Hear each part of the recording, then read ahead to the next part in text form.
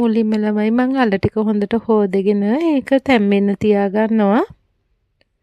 මං අද හදන්න හිතාගෙන ඉන්නේ අල කිරි හොද්දක් හදලා චිකන් එකක්. අල එක අපි සාමාන්‍ය කෑලි වලට කපාගෙන ඉස්සෙල්ලාම අපි අල එක තම්බගෙන ඉමු. අල එක තැම්බෙන්න තියලා මම මේ අල කිරි හොද්දට අවශ්‍ය කරන ලුණු මිරිස් ටික කපා ගන්න තමයි හදන්නේ.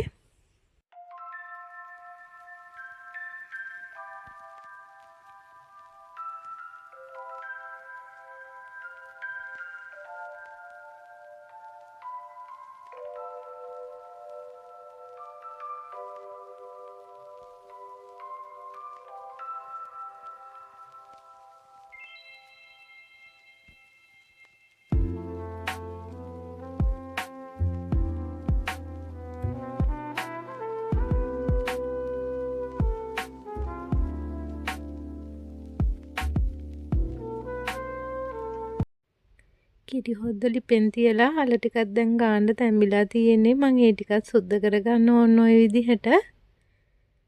දැන් මම මේ මස් එකට අවශ්‍ය කරන මේ ලුණු ටික තමයි ළමයි කපා ගන්නේ.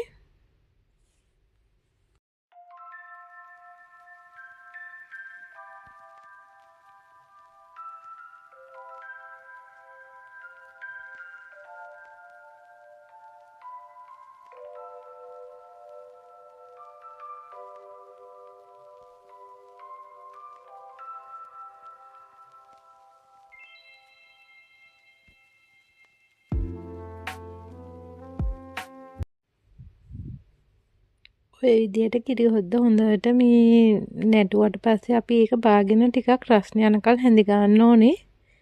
ඒකල දෙහි බින්දු දෙකක් දාගන්න ළමයි හරිම රහයි දෙහි බින්දු දෙකක් දාගත්තාම දැන් ඔය මම මස් එකට අවශ්‍ය කරන තුණු පහ ටික බෙද ගන්න තමයි හදන්නේ. මිරිස් කුඩුයි අමු තුණු පහයි මම ලුණු කුඩු ටිකක් දාගත්තා. ලුණු කුඩු දාගත්තාම ළමයි මේ සැරෙන්නේ නැහැ, කැස්සෙන්නේ නැහැ.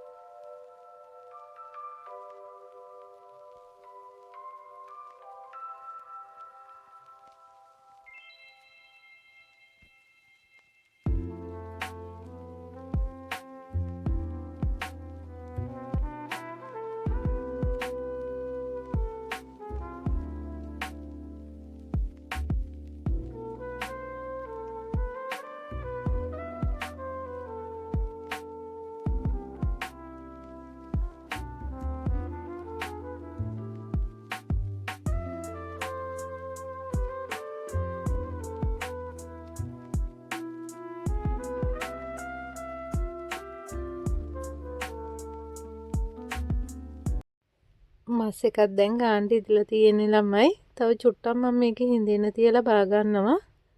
බත් එකක් දැන් ඉදීගෙන එන්නේ. මම පොඩි කෙයාර් ගෙඩිය රවුමට කපා ගන්නවා. මම කලින් හදපු රතු වල වගේකුත් තියනවා ළමයි. ඒකත් එක්ක ඉතින් දැන් රස බලන්න තමයි හදන්නේ. එහෙනම් එන්නකෝ ඉතින් මාත් එක්ක බලමු කොහොමද කෑම එක රහයිද කියලා. වැඩි දෙයක් නම් මම අද හදාගත්තේ නැහැ ළමයි. ওই ටික තමයි මම අද හදාගත්තේ. ඇත්තටම බත් එක නම් ගොඩක් රහට තිබ්බා. මම මේ වොයිස් කරන්න පස්සේනේ.